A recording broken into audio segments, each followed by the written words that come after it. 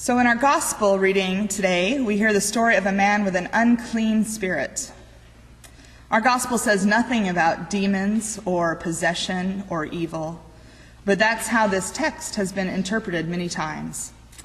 The unclean spirit is most likely a sort of a generic description for any ailment that manifests its symptoms in behaviors rather than physical symptoms. It could be a mental illness or epilepsy.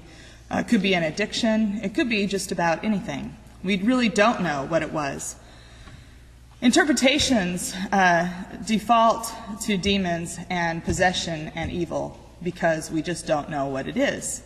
And demons and possession and evil, to me, sound like a bad horror movie and not the good news and saving grace of Jesus.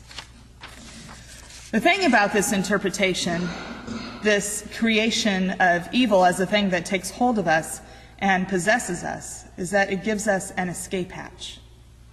I can't tell you how many times I've heard people speak about the devil or Satan as the one responsible for the bad things that people do.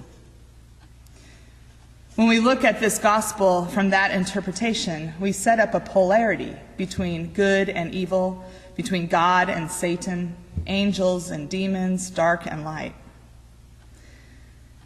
We set up a polarity that gives us an excuse not to look at ourselves, not to deal with what's hidden in us. Jesus, the light who is coming into the world, brings light to those things that we hide inside. And we all have things that we hide inside.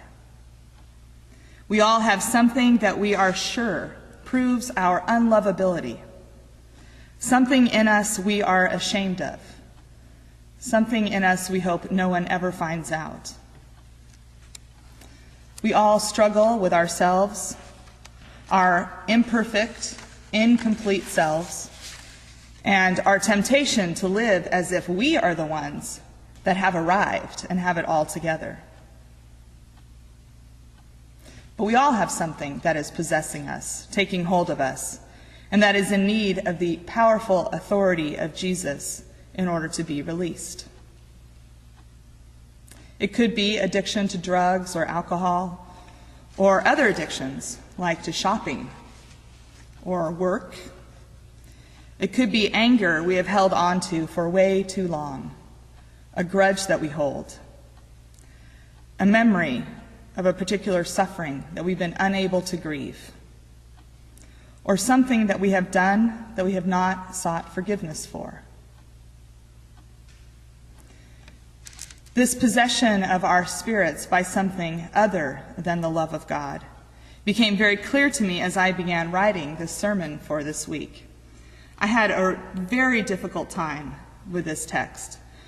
One commentator that I read said that there are so many sermons possible in this text, but I couldn't find a single one. Nothing inspired, nothing hooked me. There was no glimmer of hope or of the good news for me. I kept thinking about how totally out of sync this reading is with our world today. But then I began to explore my own reactions. Instead of looking outside myself, I started to look inside. Why am I so resistant? The answer lies in the gospel itself. The unclean spirit is resistant. It recognizes Jesus as the Holy One of God, and in that recognition, it is certain that Jesus has come to destroy it. Of course, because Jesus is coming to bring light to those things hidden in darkness. And it is in the darkness that this unclean spirit, this thing that is possessing this man, is able to operate and have power. Once it comes to the light and is seen, the truth is out and its power is gone. Nothing that we hide in our own darkness wants to come to the light. Nothing hidden in our hearts wants to meet Jesus face to face. So it's going to put up a fight. And I feel that same fight in me. I don't want to confront those things inside that I don't like about myself. Those things that are imperfect and incomplete. Those things that show you my weakness and vulnerability rather than my strength and my competence.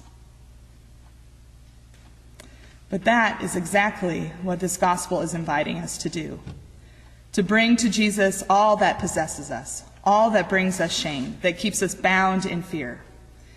In fact, this is where our true faith begins. It's not what we have all together,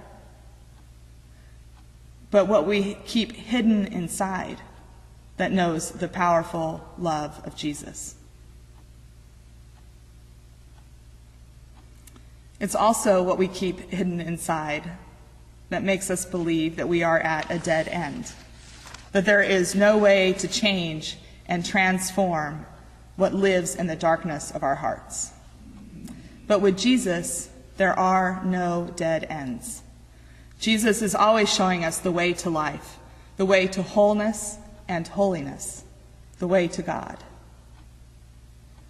Today, that way is by bringing out what's been hidden and letting the powerful love of Jesus heal us and bring us grace, so that what possesses us becomes God-given wisdom, and what we fear in ourselves becomes a means of finding compassion for others. Nothing in us, no matter how terrible or how awful, how shameful, there is nothing in us that is unacceptable to God. Rather, what we find unacceptable in ourselves has the potential to be the hinge pin of our transformation, with the love, power, and grace of Jesus as the catalyst. It's powerful stuff, this love of Jesus, powerful and life-changing, if you let it be, if you believe and trust, and bring whatever has a hold of you to the light that Jesus brings.